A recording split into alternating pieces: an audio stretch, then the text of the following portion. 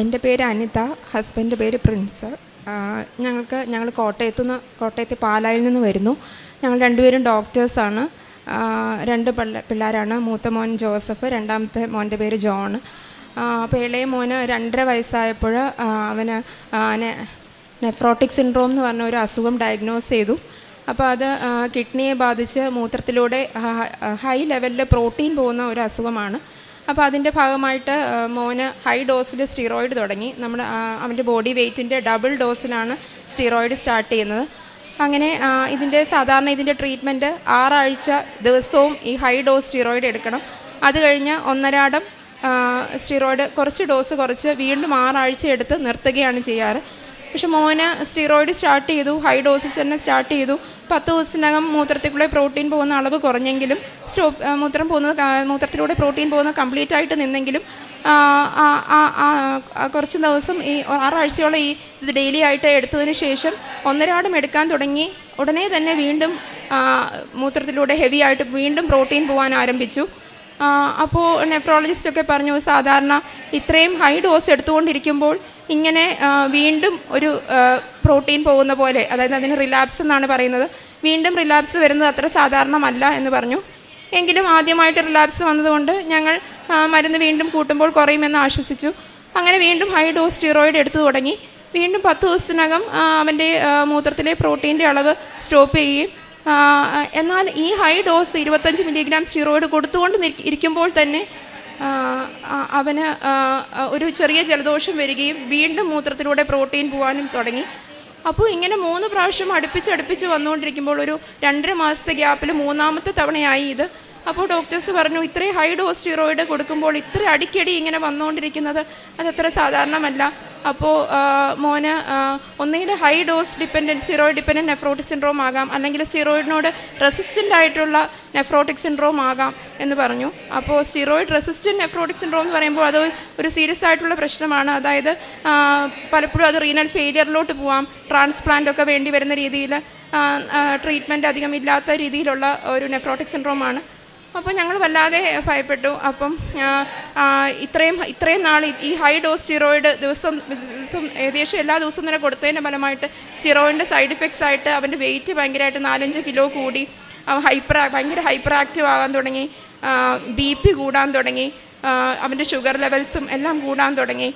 Height ഒട്ടും വെക്കുന്നില്ല, അതേ ഹൈറ്റിൽ തന്നെ സ്റ്റാൻഡേർഡ് ആയിട്ട് ഇങ്ങനെ നിൽക്കുകയാണ്. അപ്പോൾ ഇത്രയും സൈഡ് ഇഫക്റ്റുകളെല്ലാം വരാൻ തുടങ്ങി. ഈ സ്റ്റിറോയിഡ് മാക്സിമം ഡോസിൽ വായിക്കൂടെ കൊടുത്തിട്ടും റെസ്പോൺസ് കാണിക്കാതെ അവനെ അഡ്മിറ്റ് ചെയ്ത് IV ആയിട്ട് സ്റ്റിറോയിഡ്സ് എടുക്കാൻ സ്റ്റാർട്ട് ചെയ്തു. BPയുടെ മെഡിക്കേഷനും എല്ലാം സ്റ്റാർട്ട് ചെയ്തു. അങ്ങനെ രോഗം വീണ്ടും മൂത്രത്തിലൂടെ പ്രോട്ടീൻ പോകുന്നത് കുറഞ്ഞ സമയത്ത് വീണ്ടും ഇനിയിപ്പോൾ ഈ സ്റ്റിറോയിഡ് കുറയ്ക്കണമെങ്കിൽ ഒരു സെക്കൻഡ് ലൈനായിട്ട് മറ്റൊരു മരുന്ന് കൂടെ സ്റ്റിറോയിഡിൻ്റെ കൂടെ സ്റ്റാർട്ട് ചെയ്താൽ മാത്രമേ ഇനി സ്റ്റിറോയിഡ് കുറയ്ക്കാൻ പറ്റുള്ളൂ എന്ന് ഡോക്ടേഴ്സ് പറഞ്ഞു.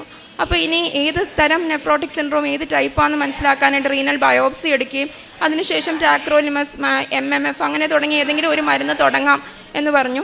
അപ്പോൾ ഇതെല്ലാം ബോൺ മാരോയെ ബാധിക്കുകയും ഒത്തിരി സൈഡ് ഇഫക്റ്റ് ഉള്ള ക്യാൻസറിനൊക്കെ കൊടുക്കുന്ന പോലത്തെ മരുന്നുകളാണ്. അപ്പോൾ ഏത് തുടങ്ങണമെന്ന് ഞങ്ങൾക്കും ആകെ ടെൻഷനായി.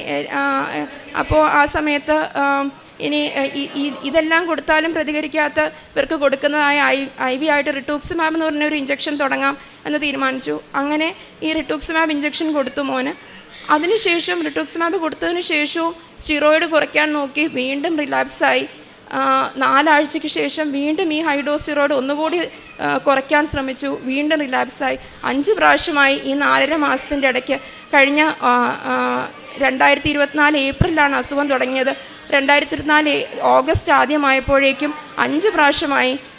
അവൻ്റെ ഏകദേശം ഡെയിലി സ്റ്റിറോയിഡ്സ് കൊടുക്കുന്ന കാരണം സ്റ്റിറോയിഡിൻ്റെതായ എല്ലാ സൈഡ് ഇഫക്റ്റുമായി മോന്. ഇനി എന്ത് ചെയ്യുമെന്നറിയാതെ ഞങ്ങളുടെ പ്രതീക്ഷയെല്ലാം പോയി. ആ സമയത്ത് മോനെ നഷ്ടപ്പെട്ടു പോകുന്ന പോലും ഞങ്ങൾ വിഷമിച്ചു. അങ്ങനെ ഓഗസ്റ്റ് 15 മാതാവിൻ്റെ സ്വർഗാരോപണ തിരുനാളിൻ്റെ അന്ന് ഇവിടെ വന്ന് ഉടമ്പടി എടുത്ത് പ്രാർത്ഥിച്ചു. മാതാവിൽ പൂർണ്ണമായിട്ട് വിശ്വസിച്ചുകൊണ്ട് ആ ദിവസം തൊട്ട് തന്നെ സ്റ്റിറോയിഡിൻ്റെ ഡോസ് കുറയ്ക്കാൻ തുടങ്ങി. 30 മില്ലിയോളം സ്റ്റിറോയിഡ് കൊടുത്തിരുന്ന അവന് അന്നത്തെ ദിവസം തൊട്ട് തന്നെ സ്റ്റിറോയിഡ് ഡോസ് കുറയ്ക്കാൻ തുടങ്ങി. പക്ഷേ മാതാവിൻ്റെ ഈശോയുടെ അനുഗ്രഹം കൊണ്ട് അത് കഴിഞ്ഞ് പിന്നെ ഇതുവരെ അവന് റിലാപ്സ് വന്നിട്ടില്ല. ഡോസ് കുറച്ച് നവംബർ ആദ്യത്തോടെ സ്റ്റിറോയിഡ് കംപ്ലീറ്റ് ആയിട്ട് സ്റ്റോപ്പ് ചെയ്തു. വേറെ ഒരു സെക്കൻഡ് ലൈൻ മരുന്നും പിന്നെ എടുത്തിട്ടില്ല. കംപ്ലീറ്റ് ആയിട്ട് അവന് ഒരു മരുന്നുമില്ലാതെ അവൻ്റെ അസുഖം പൂർണ്ണമായിട്ടും പിന്നെ സുഖമായി. സ്റ്റിറോയിഡ് കുറച്ചതോടെ സ്റ്റിറോയിഡിൻ്റെ അവന് വന്ന എല്ലാ സൈഡ് എഫക്ട്സും, BP-യുടെ മരുന്ന് കൊടുക്കുന്നുണ്ടായിരുന്നു, അത് സ്റ്റോപ്പ് ചെയ്തു. അവൻ്റെ വെയിറ്റ് കുറഞ്ഞു, 13 കിലോയിലേക്ക് തിരിച്ചെത്തി. അവൻ്റെ ഹൈപ്പർ ആക്ടിവിറ്റി മാറി, അവൻ്റെ ഹൈറ്റ് വെക്കാൻ തുടങ്ങി. അതുവരെ 2.5 വയസ്സിൽ സ്റ്റാൻഡേർഡായിട്ട് നിൽക്കുമായിരുന്നു. 88 സെൻറ്റിമീറ്ററിൽ നിന്ന് അവൻ 96-97 സെൻറ്റിമീറ്ററിലേക്ക് ഉയർന്നു, നീളം കൂടി, അവൻ്റെ വെയിറ്റ് കുറഞ്ഞു. എല്ലാം അവൻ്റെ സ്റ്റിറോയിഡ് റിലേറ്റഡ് ആയിട്ട് വന്ന എല്ലാ സൈഡ് എഫക്ട്സും തന്നെ മാറി. മരുന്നും കംപ്ലീറ്റ് ആയിട്ട് സ്റ്റോപ്പ് ചെയ്തു. ഈ 9 മാസത്തിൽ പിന്നെ ഒരു മരുന്നും അവന് കൊടുക്കേണ്ടി വന്നിട്ടില്ല. ഇത് ഞങ്ങൾക്ക് മാതാവും തിരുക്കുമാരനും തന്ന ഏറ്റവും വലിയ അനുഗ്രഹമായിട്ട് ഞങ്ങൾ കരുതുന്നു. ആ സമയത്ത് ഉടമ്പടി എടുത്ത് പോയതിന് ശേഷം ആ ദിവസങ്ങളിൽ ബൈബിളിൽ തുറന്നപ്പോൾ കണ്ട ഒരു വാക്യമാണ് യെശയ്യായുടെ പുസ്തകത്തിലെ 43:10. നിങ്ങൾ എൻ്റെ സാക്ഷികളാണ്, എന്നെ അറിഞ്ഞ് വിശ്വസിക്കാനും ഞാനാണ് ദൈവമെന്ന് ഗ്രഹിക്കാനും ഞാൻ തിരഞ്ഞെടുത്ത എൻ്റെ ദാസനെന്ന്. അപ്പോൾ ഞങ്ങൾ ഉറപ്പായും വിശ്വസിച്ചു, ഞങ്ങൾ ഈശോയുടെ സാക്ഷികളായിട്ട് മാതാവിൻ്റെ കൃപാസന മാതാവിൻ്റെ സാക്ഷികളാക്കും എന്ന് ഉറപ്പായും വിശ്വസിച്ചിരുന്നു. മോനെയും കൃപാസന മാതാവിൻ്റെ പ്രത്യക്ഷീകരണത്തിന് സാക്ഷിയാക്കണമേ എന്ന് പ്രാർത്ഥിച്ചു. അതിൻ്റെ ഫലമായിട്ട് മോൻ്റെ അസുഖം പൂർണ്ണമായിട്ട് മാറി. അതാണ് ഞങ്ങളുടെ ഏറ്റവും പ്രധാനമായിട്ട് ഉള്ള സാക്ഷ്യം. പിന്നെ രണ്ടാമതായിട്ട് എനിക്ക് 2023 ആദ്യം ഒരു വെയിറ്റ് ലിഫ്റ്റ് ചെയ്തപ്പോൾ പെട്ടെന്ന് ഒരു ബാക്ക് പെയിൻ വരികയും ഈ സൈഡിൽ സിവിയറായിട്ട് പെയിൻ വരികയും പെട്ടെന്ന് കാലിലോട്ട് സിവിയർ പെയിൻ വരികയും കാലിന് ബലക്കുറവ് വരികയും കാലിൻ്റെ മുട്ടിന് താഴ്പോട്ടുള്ള ഈ സൈഡിലുള്ള സെൻസേഷൻസ് കംപ്ലീറ്റ് ആയിട്ട് പോവുകയും ചെയ്തു. ഒരു മരപ്പ് വലയായിരുന്നു ആ നെർവിൻ്റെ ഡിസ്ട്രിബ്യൂഷനിൽ. അപ്പോൾ MRI എടുത്തപ്പോൾ ഡിസ്കിന് തള്ളലുണ്ട്, നെർവിന് അമക്കം വന്നിട്ടാണ് സംഭവിച്ചതെന്ന് പറഞ്ഞു. അങ്ങനെ ആ സമയത്ത് ചിലപ്പോൾ സർജറി വേണ്ടി വരാമെന്ന് പറഞ്ഞു. പക്ഷേ IV ആയിട്ട് സ്റ്റിറോയിഡ്സ് എടുത്തു. ബലക്കുറവ് കുറഞ്ഞെങ്കിലും കാലിൻ്റെ ആ ഒരു മരപ്പ്, ആ ഭാഗത്തെ മരപ്പ് മാറിയില്ല. ബലക്കുറവ് തുറന്ന് തിരിച്ച് ഡ്രൈവ് ചെയ്യാനൊക്കെ തുടങ്ങിയെങ്കിലും കാലിൻ്റെ ആ ഭാഗത്ത് മരപ്പുള്ളത് കാരണം, പാദത്തിലും പാദത്തിൻ്റെ അടിയിലും മരപ്പുള്ളത് കാരണം ബ്രേക്ക് ചവിട്ടുമ്പോഴൊക്കെ എനിക്ക് ബുദ്ധിമുട്ടുണ്ടായിരുന്നു. ചെറിയൊരു ബലക്കുറവും പെർസിസ്റ്റ് ചെയ്തുകൊണ്ടേയിരുന്നു. അങ്ങനെ 2023 ഫെബ്രുവരിയിലാണ് സംഭവിച്ചത്. 2024 ഓഗസ്റ്റ് വരെയും ആ കാല് മരച്ച് തന്നെ ഇരിക്കുമായിരുന്നു. അപ്പോൾ അത് മാറുമെന്ന് പിന്നെ ഒരിക്കലും പ്രതീക്ഷിച്ചിട്ടില്ല. എന്നാലും ഉടമ്പടി എടുത്തപ്പോൾ രണ്ടാമത്തെ ആവശ്യമായിട്ട് അത് എഴുതി സമർപ്പിച്ചിരുന്നു. മാതാവിൻ്റെ അനുഗ്രഹം കൊണ്ട് ഇപ്പോൾ കാലിൻ്റെ ആ മരപ്പ് കംപ്ലീറ്റ് ആയിട്ട് മാറി. ചെറിയൊരു പാച്ച് ഈ ഒരു സൈഡിൽ, ചെറിയൊരു കുഞ്ഞേരിയയിലെ ഒരു മരപ്പ് പോലെ തോന്നുന്നല്ലാതെ പാദത്തിലും പാദത്തിൻ്റെ അടിയിലും ഒന്നും ഇപ്പോൾ മരപ്പില്ല. അതുപോലെ സിവിയർ പെയിൻ ഇടയ്ക്കിടയ്ക്ക് ഈ നടുവിൻ്റെ ഭാഗത്ത് വരും. അപ്പോഴൊക്കെ എനിക്ക് പേടിയാണ് വീണ്ടും ബലക്കുറവ് വരുമോ. പക്ഷെ പിന്നീട് ഒരിക്കലും ആ നടുവേദന ഓഗസ്റ്റ് 2024 മുതൽ പിന്നെ ഒരിക്കലും നടുവിന് വേദന വന്നിട്ടില്ല. ബലക്കുറവും മാറി. ഇപ്പോൾ ഡ്രൈവ് ചെയ്യുമ്പോഴൊന്നും ഒരു ബുദ്ധിമുട്ടുമില്ല. പിന്നെ മൂന്നാമതായിട്ട് ഹസ്ബൻഡിന് റൈറ്റ് ഇയറിൽ ഒരു CSOM ആറ്റിക്കോ ആൻഡ്രൽ ഡിസീസ് എന്ന് പറയും, ഒരു ചെവിയുടെ പാടയിൽ ഒരു ഹോള് പോലെ ഉണ്ടായിരുന്നു. എൻ്റെ പേര് പ്രിൻസ് എന്നാണ്, ഞാൻ ഡോക്ടറാണ്. എൻ്റെ റൈറ്റ് ചെവിയിൽ ഒരു ആറ്റിക്കോ ആൻഡ്രൽ എന്ന് പറയുന്ന ഒരു അസുഖം ഉണ്ടായിരുന്നു. അതൊരു ഹോളാണ്. സാധാരണ ഒരു CSOM എന്ന് പറയുന്ന ഒരു ഹോളുണ്ട്, അത് നമുക്ക് സർജറി ചെയ്താൽ മാറാവുന്നതാണ്. പക്ഷേ ഇത് നമുക്ക് ചെവിക്ക് അകത്ത് ഇൻഫെക്ഷൻ ഉണ്ട്. അപ്പം ഈ ഹോളിൻ്റെ കൂടെ ചെവിക്ക് അകത്തേക്ക് ഇൻഫെക്ഷൻ വന്നിട്ട് ചെവിക്ക് അകത്തുള്ള ചില ബോൺസ് നശിച്ചുകൊണ്ടിരിക്കുകയാണ്. അപ്പോൾ അതുകൊണ്ട് നമുക്ക് കേൾവിക്ക് ഇഷ്യൂസ് വരും, ഇടയ്ക്കിടയ്ക്ക് റിക്കറൻ്റ് ആയിട്ട് ഇൻഫെക്ഷൻസും വരും. അപ്പോൾ പ്രശ്നം എന്താണെന്ന് വെച്ചാൽ ഈ റിക്കറൻ്റ് ആയിട്ട് ഇൻഫെക്ഷൻ വരുന്നു. അപ്പം സർജറി മാത്രമേ ഉള്ളൂ അതിന് മെയിനായിട്ട് ട്രീറ്റ്മെൻറ്റ് ഉള്ളത്. പക്ഷേ ഇന്ന് സർജറി ചെയ്താലും എത്രത്തോളം അതിൻ്റെ ഒരു ഗുണപ്പെടും എന്നുള്ളത് ഉറപ്പില്ല. അതുകൊണ്ട് തന്നെ സർജനായിട്ട് ഞാൻ സംസാരിച്ചപ്പോൾ പറഞ്ഞത് നമുക്കിപ്പം സർജറി ചെയ്യേണ്ട, നമുക്ക് മുമ്പോട്ട് നോക്കാം എന്ന് പറഞ്ഞു. അപ്പോൾ വൈഫ് ഇവിടെ വന്ന് ഉടമ്പടി എടുത്ത് പ്രാർത്ഥിച്ചതിന് ശേഷം, അതിനു മുമ്പ് എനിക്ക് ഇടയ്ക്കിടയ്ക്ക് ഇൻഫെക്ഷൻ വരുമായിരുന്നു. ഞാൻ ഹോസ്പിറ്റലിൽ ചെന്നിട്ട്, ഞാൻ എറണാകുളത്താണ് കാണിച്ചുകൊണ്ടിരുന്നത്, അവിടെ ചെന്നിട്ട് ഇടയ്ക്കിടയ്ക്ക് മരുന്ന് തരും, ഇടയ്ക്ക് അവിടുന്ന് ഇൻഫെക്ഷൻ സക്ഷൻ ചെയ്തെടുക്കേണ്ടി വരുമായിരുന്നു. പക്ഷേ ഇവിടെ വൈഫ് ഉടമ്പടി എടുത്ത് പ്രാർത്ഥിച്ചതിന് ശേഷം പിന്നെ എനിക്ക് ഒരു ഇൻഫെക്ഷനേ വന്നിട്ടില്ല. ഇടയ്ക്കിടയ്ക്ക് എനിക്ക് വേദന വരുമായിരുന്നു. പക്ഷേ എനിക്ക് പിന്നീട് അങ്ങനെ വേദനയെ വന്നിട്ടില്ല. എനിക്കിങ്ങനെ ഒരു ഡിസ്ചാർജ് പോലെയോ ഇൻഫെക്ഷൻ പോലെയോ ഒന്നും വന്നിട്ടില്ല. ദൈവത്തിനും മാതാവിനും വളരെ വളരെ നന്ദി. കാരണം നമുക്ക് ഞങ്ങളുടെ ജീവിതം തന്നെ മാറ്റിമറിക്കാവുന്ന രീതിയിലുള്ള അസുഖങ്ങളായിരുന്നു ഞങ്ങൾക്ക് വന്നിരുന്നത്. പക്ഷേ ദൈവത്തിൻ്റെ സഹായത്താലും മാതാവിൻ്റെ സഹായത്താലും ഞങ്ങൾക്ക് ഒരുപാട് അനുഗ്രഹങ്ങൾ തന്നിട്ടുണ്ട്. പിന്നെ നാലാമതായിട്ട് ഉടമ്പടിയിൽ വെച്ചിരുന്നത് മൂത്ത മോന് അടിക്കടി റെസ്പിറേറ്ററി ഇൻഫെക്ഷൻസ്, ചെസ്റ്റ് ഇൻഫെക്ഷൻ വരും. ഒരു 3-4 ആഴ്ച എത്തുമ്പോൾ ആൻറ്റിബയോട്ടിക് കൊടുക്കേണ്ടി വരും. അപ്പോൾ ഇവന് കുഞ്ഞിലെ പനി വന്നപ്പോൾ ഫിറ്റ്സ് വന്നിട്ടുള്ള കാരണം ഞങ്ങൾ ആൻറ്റിബയോട്ടിക് കൊടുക്കാതെ നോക്കാമെന്ന് വെച്ചാലും ഹൈ ഗ്രേഡ് ഫീവർ ആവും. അപ്പോൾ ആ സമയത്ത് പിന്നെ ആൻറ്റിബയോട്ടിക് കൊടുക്കാതെ പനി കുറയില്ല. അപ്പോൾ എന്തായാലും പനി കൂടി ആ ഫിറ്റ്സ് വരുമോ എന്ന് പേടിച്ച് ആൻറ്റിബയോട്ടിക് സ്റ്റാർട്ട് ചെയ്യും. അങ്ങനെ എല്ലാ 3-4 ആഴ്ച തോറും തന്നെ ആൻറ്റിബയോട്ടിക് എടുക്കേണ്ട ഒരു സ്റ്റേജ് ആയിരുന്നു. പക്ഷേ ഇവിടെ വന്ന് ഉടമ്പടി എടുത്ത് പ്രാർത്ഥിച്ച് അതിൽ ഉടമ്പടിയിൽ ആവശ്യം വെച്ച് കഴിഞ്ഞ് അതിനുശേഷം അവന് അങ്ങനെ അടിക്കടി റെസ്പിറേറ്ററി ഇൻഫെക്ഷൻസ് വരുന്ന ഒത്തിരി കുറഞ്ഞു.